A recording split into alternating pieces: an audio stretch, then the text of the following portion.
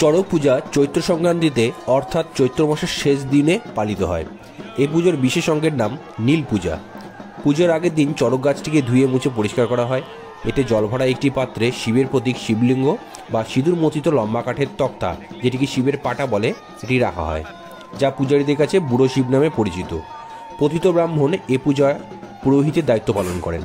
পুজোর বিশেষ বিশেষ অঙ্গ হল কুমিরের পুজো, জ্বলন্ত অঙ্গারের ওপর হাঁটা, কাটা আর ছুরির ওপর লাফানো, বান ফোড়া, শিবের বিয়ে, অগ্নিনৃত্য, চড়ক গাছে দোলা এবং দানবার্ণ বা হাজরা পুজো করা হয়। তো এই মেলাটি হলো দক্ষিণ দিনাজপুর জেলার বালুরঘাটের বালুরঘাট হাই স্কুলের পুরাতন ময়দানের মেলা। খুব আচার নিষ্ঠা করেই এই পুজো করা হয়। এই পুজোর মূলে রয়েছে ভূতপ্রেত ও পুনর্জন্মবাদের ওপর বিশ্বাস।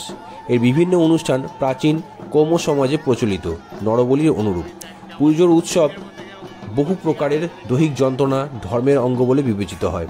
চড়ক গাছে ভক্তা বা সন্ন্যাসীকে লোহার হুকা দিয়ে চাকার সঙ্গে বেঁধে দ্রুত বেগে ঘোরানো হয়।